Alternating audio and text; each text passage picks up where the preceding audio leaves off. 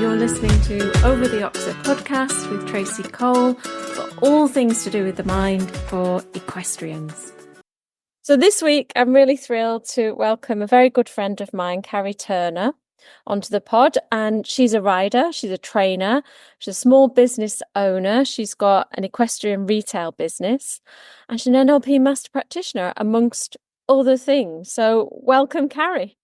Hi, thank you. Thank you for having me. So tell us, start off and let's chat about your horses first of all. So you've got 5 horses, or 4 plus 1. 4 plus 1, yeah. Yeah, so 1 is my mum's pony. So yeah, it's 4 plus 1 in my eyes. But you still look after 5, don't you? I do, yeah. On a daily basis, I do 5 horses. So, and they're not field kept horses either. They're stabled and have all their luxuries and go out in the day, obviously. But yeah, 5 horses on a daily basis. Yeah, that's a lot for one person when it's not your job. You've got other responsibilities as well. So they're all in different stages of competing and training, aren't they, at different ages? Tell us a little bit about them. So, well, my main horse at the moment is Jasper. He's a horse I've had since 2 years old. So I backed him, produced him. He's now working towards PSG. He's a little bit behind on his education because he is very, very hot. So we take things very, very simple with him. So he enjoys basically every workout that he does, and that's the main priority. So yeah, that's Jasper. He's the apple of the eye. And then Galante, who's a PRE. He's an Andalusian horse. He was the top horse, but unfortunately had a big accident in his stable and injured himself quite badly. So he's like sort of retired at the moment. He's totally sound, happy and well, but sort of retired. Then I've got Evie, who is my 14-year-old mare. Again, she's another one I've had since day dot. I bought her when she was a week old from the stud. I was looking for a 2-year-old and ended up with a 1-week-old foal.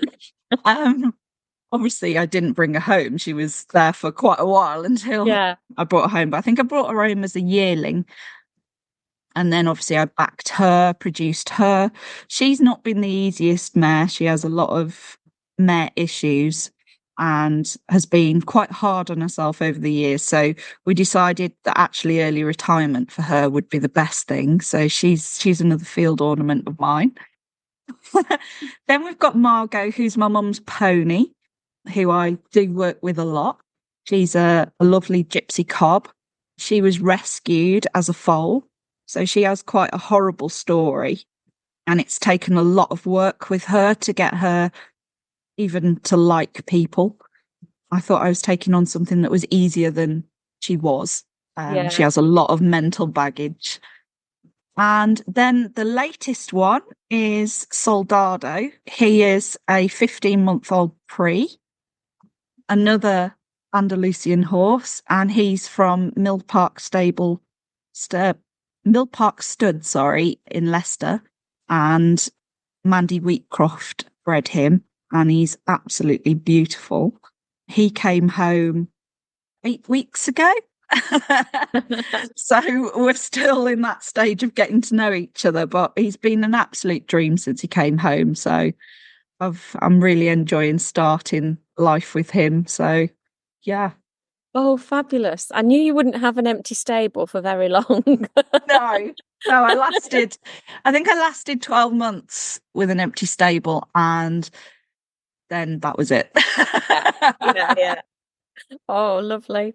So, I mean, you have an awful lot to do around the yard with 5 horses to look after, and then you've got various other animals around the place, haven't you? I know because I've visited when you had the shop. I remember we took some eggs from you, and you had, how many chickens have you got? I think we've got 12 chickens at the moment. Yeah. And dog, cat? Yeah, 2 dogs now. Sadly, we lost one this year. And we've got 3 cats. Again, sadly, we lost one this year. It's been a bit of an emotional turmoil this year. But we've also got two feral cats as well, which live in the barn, and one lives in one of the chicken coops as well. So, Oh, that's interesting. Oh God. So it doesn't go after the chickens. no, she's lovely. She's absolutely lovely. She's lived here for around 4 years now. Tried our desperate to actually get to talk to her, but can't. I've got to the point now where I can almost touch her nose, but that's as close as she'll let us go.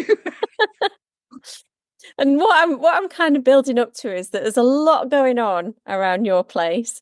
And as well as that, you run Divine Equestrian. So what Do. made you start Divine? Divine was a dream that started probably 20 years ago. I always wanted to open a store, always wanted to. And unfortunately, timing wasn't right. It takes an awful lot to open an equestrian retail. And 10 years ago, nearly, it was just the right time, right situation. I had a little bit of savings. And at that point, I got all my savings and ploughed it into opening a new business. I mean, I started on a really low budget. It sounds like I started on 30 grand. I really didn't. I started with 5 grand, which is an awful lot less than a lot of people start a business like this Yeah. with, and had to do everything myself from tax, accounts, everything. There was simply no money in the pot for anything else to be done. And that's how I started. And I managed to secure big accounts, managed to get really high end suppliers that came to me. And we just grew from there. It was So you quite, have some really lovely brands, don't you? yeah, we've got Piqueur, we've got Fiesta Sweden, we've got we've got Cavallo Horseware, Cavaliero, Matters. Yeah, yeah. The lists keep going. I try to keep it small, to be honest with you. About midway on in our journey with Divine, I realised that I'd taken on too much and then never wanted that customer experience to go. So I realised that I needed to slim it down a little bit. Yeah. And that's what I did. I tailored it a little bit more so that we could give the highest experience to the customer. Yeah. And that was probably one of the better decisions I made. Yeah. Initially, you did have a shop, didn't you? When you first Yes. started, there was actually a physical shop that people Yes. went to. And what I really loved about that was that it was that personal touch, wasn't it? The personal experience, because Yes. unlike a lot of shops, you didn't just walk in off the street, you had an appointment, and then you would be able to help somebody if they wanted help to select whatever item they wanted that was best for them. Yes. That was one of our biggest things, really, is everything that we sell, we use. Sounds absolutely ridiculous, but 10 years on, we're still with that same ethos. So we know everything about the products that we sell. And that is very important for us because we're able to pass on to every customer that uses any of our goods, how they wash, how they wear, are they truly waterproof? Do they Yeah, stand up to the yeah, muddy fields? And all those details we know because we use the products. And that then enabled me to have a deeper insight into how the sizes worked, how the fit worked. So when a customer comes in, I kind of know just from looking at somebody now what brand or what type of clothing is going to suit that person. And they'll be able to get the optimized usage out of it because at the end of the day, it's sports clothing that we're selling. yeah. So they need to have something that performs, and we're able to do that. Yeah, and I think that's really great. I mean, I presume you can still offer that service online if somebody was to say to you, look, Yeah. I'm a size 14. Is this really a size 14? Or do I need to go to 16 or a 12? And like you say, does it wash well? Which Yeah, is of quite course. unusual for a retail business, isn't it? Yeah, I think because we are a small business, and that is the truest sense of the word, it is a small business, the heart and soul of it's still there. Yeah. So our utmost respect is to our customers. I never, ever want a customer to go away feeling like they didn't get service and that they weren't happy with it. If they're not happy with it and they're genuinely not happy with it, I'd be heartbroken. Yeah. So Yeah. I really try my absolute hardest to give that help and knowledge, or anything that they need, they get. And that goes for online, it goes for in person, it goes for when we're at shows. We try our hardest. Yeah. And the shop is still there. It's still a functioning shop. It's just closed at the moment. Whether that opens again at the moment, I'm not 100% sure. It just it'll just be seen. Yeah. Yeah. I mean, that brings us on to the reason why it's temporarily closed, if you like. And that is your recent or relatively recent diagnosis, isn't it, of this autoimmune condition? Yeah, that's right. So I think it was April or May, I was finally diagnosed with an autoimmune condition called palindromic rheumatism. It's not something I'd ever heard of before, but it definitely ticked a lot of boxes that I was going through. And it seems to have been there for a very long time, but had obviously kicked up like I'd never known before. And that started in December, and it lasted till it was December, January, February time when I was actually able to come out of the main flare that I was suffering. And then in the April, May, I actually got the diagnosis. So yeah, it was a bit of a shock in December to get so ill. I didn't expect it. Yeah. And I mean, you thought you had arthritis, didn't you? Is that right? Yeah, so when I was a child, I was diagnosed with rheumatoid arthritis, and nothing was ever really done about it. We just carried on. And I actually didn't know that I'd had a positive result for rheumatoid arthritis. I always thought it was osteoarthritis. Right, okay. Yeah, I know. It's all very strange. And it was only when all this kicked off again that when the doctors looked through all my notes, they could see that I'd actually had the rheumatoid factor positive in my blood when I was a child. And funnily enough, when I was retested, the rheumatoid factor was off. So in this particular case, I wasn't suffering rheumatoid arthritis. And that's what led this huge diagnosis and lots of x-rays and lots of prodding and and everything to find out what it actually was that was causing all these problems. And that's where this diagnosis came from. So yeah. And I mean, you were really laid up, weren't you? Well, a normal person would be laid up. You were probably still mucking out, but I mean, it really did kind of knock you off your feet, didn't it? This flare up, not just Yeah. a little bit of joint pain. It's No, yeah. isn't it? It made life very hard. You couldn't sleep with it because the pain's a lot. Funnily enough, it affected my feet and my hands the most. I can't explain to people what it was like, but it was like basically walking around with no padding on your feet and just bones to rock floor, if you can understand. That's how it feels. And the swelling meant that I couldn't fit my feet in my normal boots for my hard work. So yeah, Skechers waterproof slippers, shout out to them. They are the best things ever. And I was able to carry on doing. My mum helped me a lot. I mean, without her, I would have been lost. But slowly and surely, during that time, we got the yard sorted every day and the horses done. So yeah. Of course, that was winter time as well. Yeah, winter time, and they were in because we'd had that awful flooding. Yeah. So yeah, last winter was hideous. Yeah, to say the least, to say the least. So you got your diagnosis April, May time.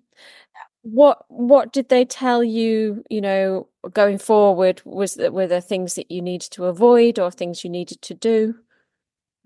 Yeah, so one of the things was obviously in December, obviously I was very, very unwell. And I remember thinking to myself, I think it was Christmas actually, when we were all in the throes of partying and I couldn't party at all because I couldn't go out anywhere because I couldn't walk. And I was thinking, what can I do to try and help this situation? Because I knew that there was obviously big levels of inflammatory things going on in my body because my body had swelled up. So I stopped drinking. And that was my main thing. I did drink more than I should have. And I think every equestrian will go through that, won't they? Yeah. I mean, Yeah. at times you go through lows and highs. And yeah, probably was drinking a bit more than I should have been. And I particularly liked Prosecco, which, Yeah. yeah. I So that went. And I haven't drank actually since January 1st. So I've not had a drop to drink. And when I did see the specialists, they were like, that is the best thing you could have done. Because obviously my inflammatory markers were sky high. And if you add alcohol to that, it's going to make it worse. And I was just like, no, I just want to get better. Yeah. Yeah. So, Have you yeah, noticed a difference I since? have. Yes. Yeah, definitely. Obviously, I still flare. There's no getting around that. But yeah, I feel better in myself, actually. Yeah. Definitely feel better for giving up alcohol. I'm not saying it's forever, but, Yeah. at the moment, I don't have the want to drink. So, Yeah, that's good, and I know it's really for the reason that you don't want these flare-ups. Is there anything else that you can do to avoid a flare-up? not really, because it's autoimmune, obviously, it's working on your immune system. So, whenever the immune system gets triggered, my body goes into a breakdown of swelling all my joints up and making it incredibly painful to Mm. do anything. And it's a very weird rheumatism that can affect any joint in the body. So it can be my shoulder, it can be my knees, it can be both together. It Yeah, mostly affects my feet, which is the horrible one. And that is a daily thing. My feet never have come back since December. They've not come back the same. So anything that triggers it, I'm sore all the time, so I but suppose not. anything that would cause an immune response in anybody, like a cold or something, that could possibly trigger your flare-ups as well. Yeah. And the treatment for that is autoimmune drugs. So they'll give you something that suppresses the immune system and stops the trigger being as bad. But the downside of those sort of things is immunosuppressants. Obviously, it's suppressing your immune system. It opens you up to all sorts of things, doesn't it? And being a horse person, we're around all sorts of dirt and mud and Yeah, rodents at times that we don't yeah, know about and all sorts of things. And I don't want to do that. So and at my age at the moment, mid 40s, I just don't want to go there. I don't feel like I want to do it at the moment. So we've gone down the path of anti-inflammatories and painkillers. So yeah. uh, they help. Yeah, yeah. And I know you've just relatively recently got back into riding as well, because you had to have a long time, well, long time for an equestrian off riding. Anybody else's hobby, they would just say it was a blip, but you were off for about 6 months, was it? Or more? Months, yeah, 6 months where I've not felt up to riding at all.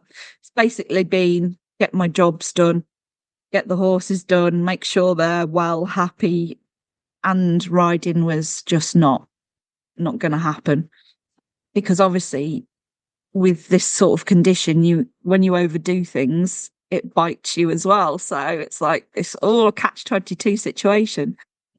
So yeah, I started about 3 months ago, just sitting back on, enjoying life, trying not to overdo it. Yeah, I'm back to a point now where I actually put the throttle down the other day and we had a play with Piaf Passage and some changes. And I got to the point where I was like, no, that's enough. I can't do anymore. Yeah, Yeah. But it was lovely that I was actually able to do that. And hopefully I'll just keep getting stronger and stronger now. Yeah. Yeah.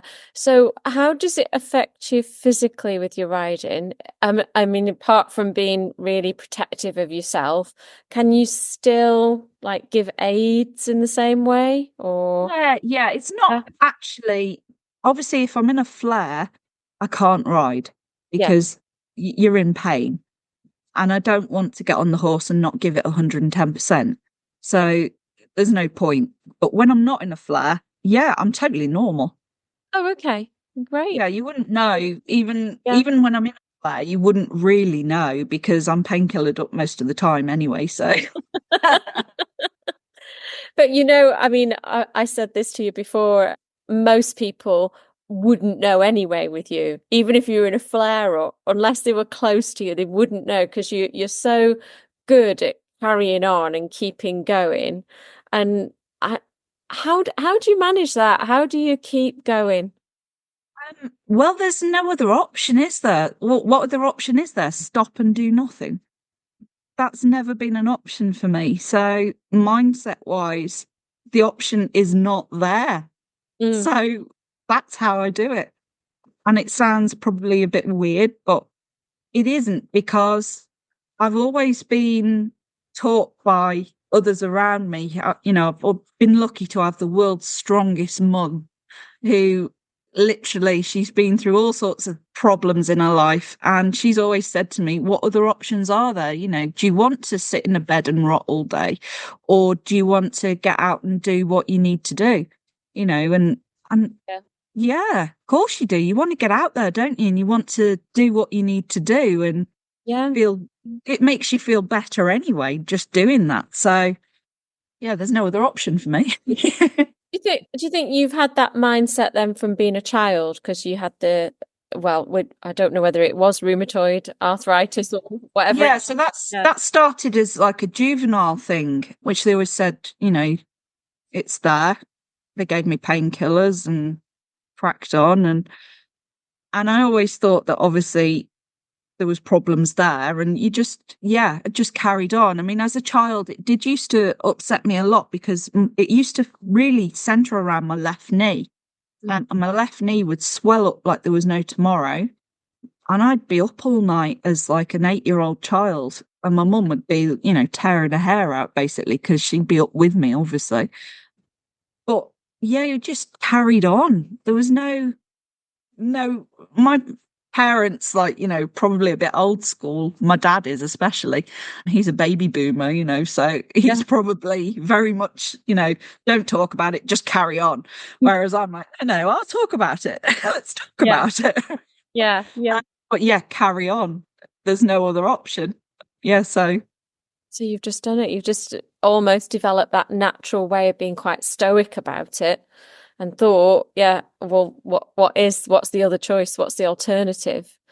So yeah, do I you, mean, I do obviously feel for people with disabilities, but I do think that there is a power in movement. mm, And if you can just move, just even that little bit, and set yourself a goal every day of just doing that little bit more, just push yourself that little bit more.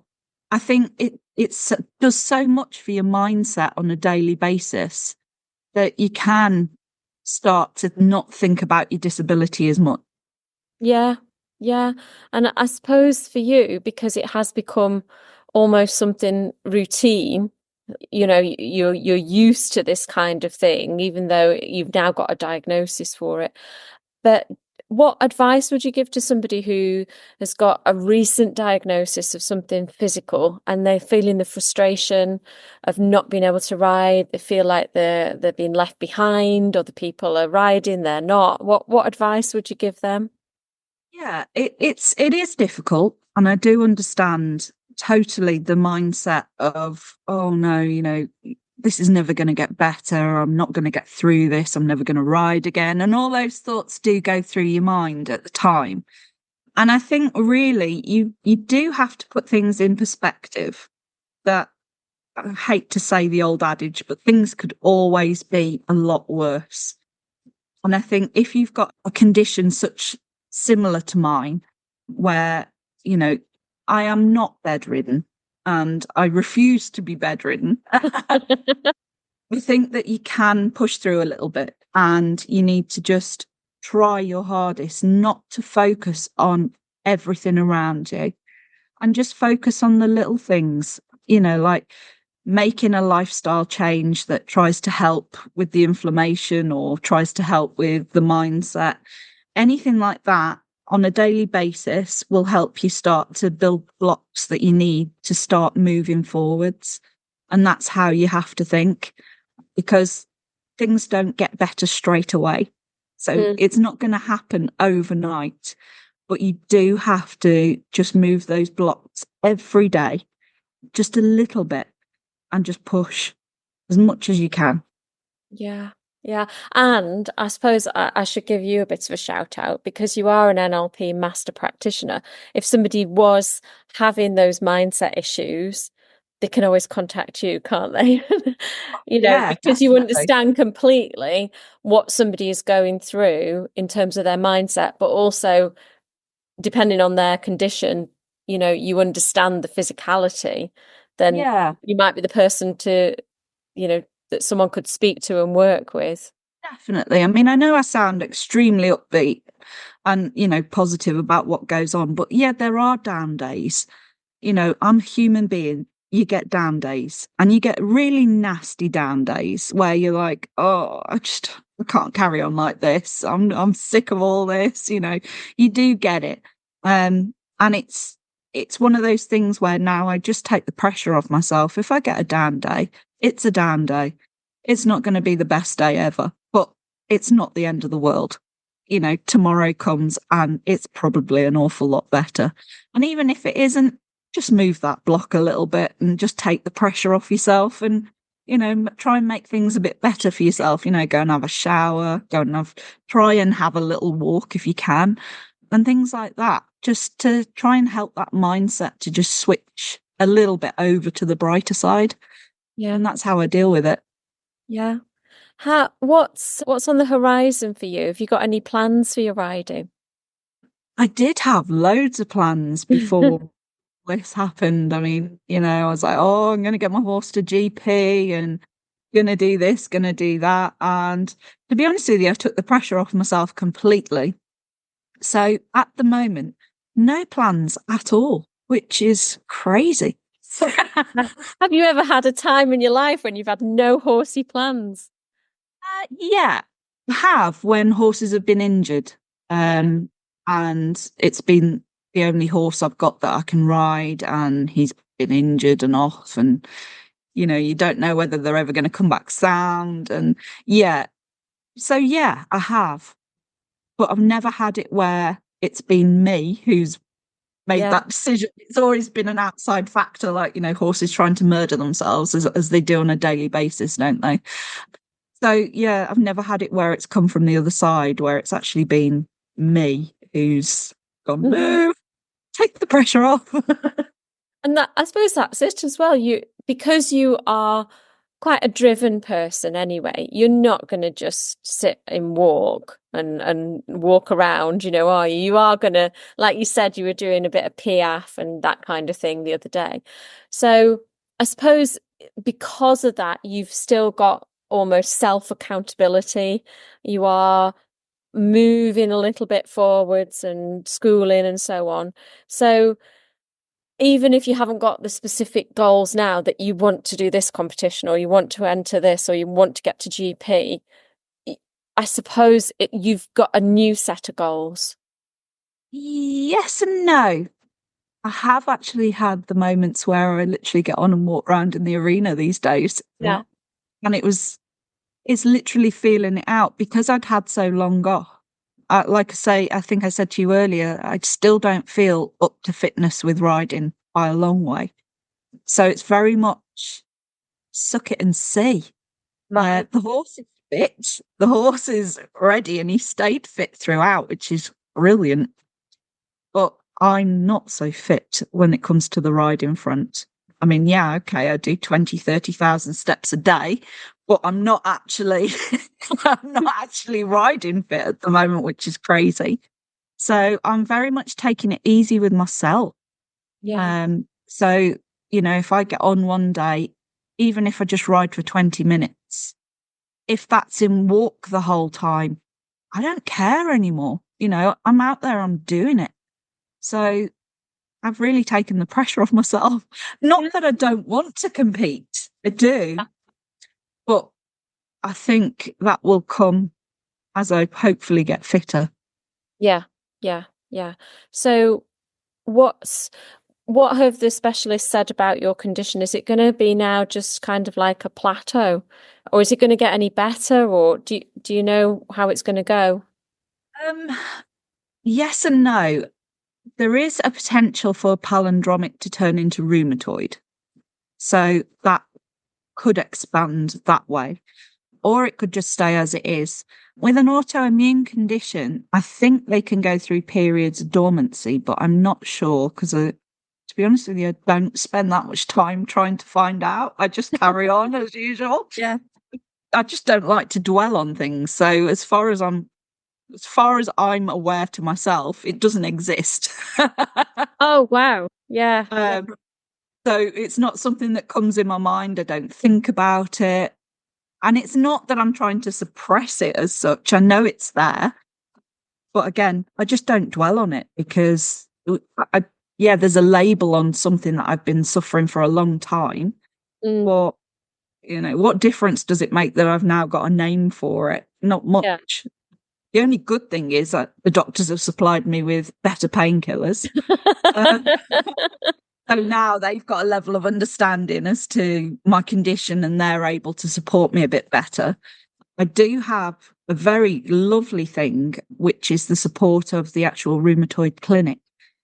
So when I am going through flares, I have a phone number that I can ring, and the lovely people on the other end of the phone will deal with me. Sometimes they'll want to see me. Other times they'll obviously talk to my doctors and try and support me in that way with even better painkillers. But it's nice to have that little bit of support. Yeah. And that's all through the NHS, which is amazing. So, Yeah, fabulous.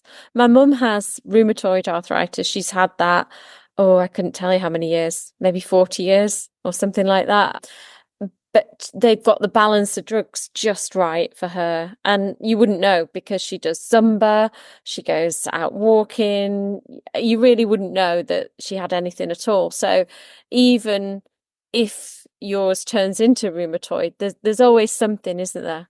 There's yeah, always, and definitely. they're also researching and developing new medicines, and yeah. Yeah, and it is what it is, isn't it? At the end of the day, things happen out of your control.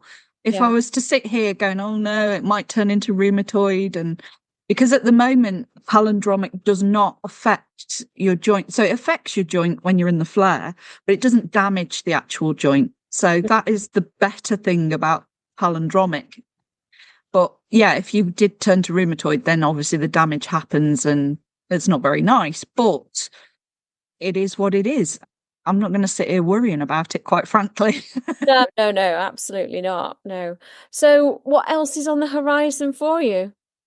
So, as I think I spoke to you earlier, Divine turns 10 next year. Hmm. So, I'm hoping to obviously celebrate that because that would be lovely because I can't believe it's been 10 years that I've been running a small business for.